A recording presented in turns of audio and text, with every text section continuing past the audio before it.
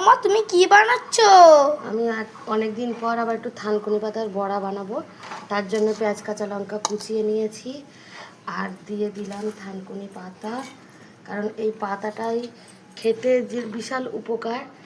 আর এর মধ্যে দিয়ে দেব বেসন, যেটাতে টেস্ট আরও নিয়ে আসবে। আর তার মধ্যে দিয়ে দেবো চালের গুঁড়ো, যেটা মুচমুচে হবে। আর এবার দিয়ে দেব টেস্ট অনুযায়ী লবণ,